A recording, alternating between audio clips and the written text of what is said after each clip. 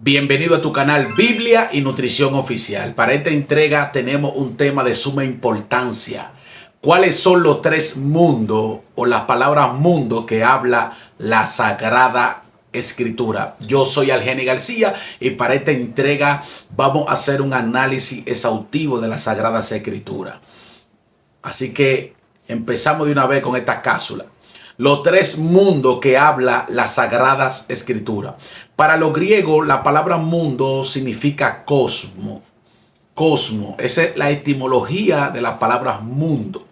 Pero la Biblia, que es la palabra de Dios, la revelación de Dios plasmada en estos 66 libros, habla también de la palabra mundo. Habla de la palabra mundo. Es muy importante resaltar la palabra mundo. Inmediatamente nosotros nos trasladamos en el Evangelio según San Juan, en su capítulo 3, verso 16. Ahí dice el texto sagrado: porque de tal manera amó Dios al mundo, porque ha entregado a su Hijo unigénito para que todo aquel que en él cree no se pierda, mas tenga vida eterna.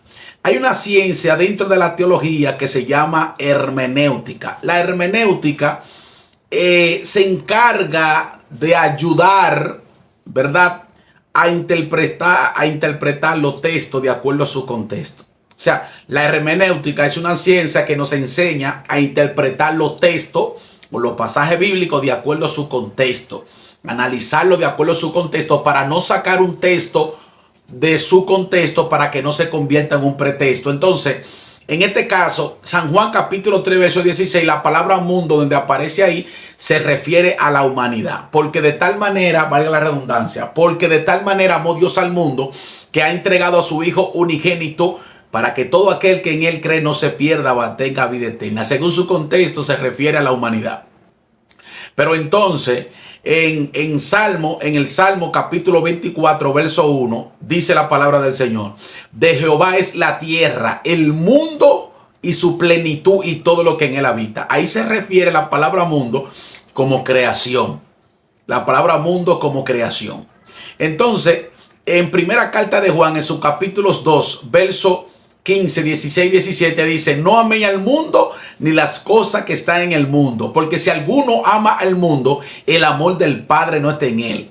Fíjense que la palabra mundo aparece ahí, pero ahí se refiere a un sistema de pecado. La palabra mundo, en el contexto que habla Juan, se refiere a un sistema de pecado. Salmo 24, verso 1 se refiere a la creación.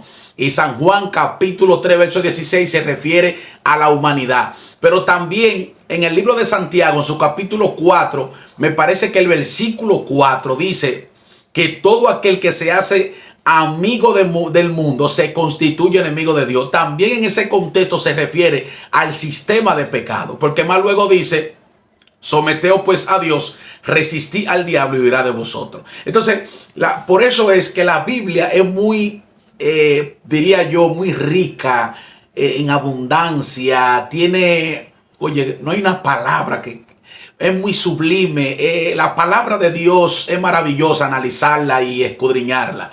Pero quise traer esta cápsula para que nosotros entendamos claro, porque a veces todo lo que leemos en la Biblia pensamos que todo significa lo mismo. No, la palabra mundo en el Evangelio de San Juan capítulo 3, verso 16 se refiere a la humanidad. La palabra mundo en primera carta de Juan, sus capítulos 2, versos 15, 16, se refiere al sistema de pecado. Y la palabra mundo en el Salmo 24 se refiere a la creación del mundo. Así que espero que esta palabra sea de edificación para tu vida y que sea de gran estima. Así que apoye el canal, sigue, ¿verdad?, multiplicando las cosas buenas. Las cosas malas no se multiplican, lo que se multiplica son las cosas buenas. Así que Dios te bendiga en esta hora y Dios te guarde. Será hasta la próxima entrega.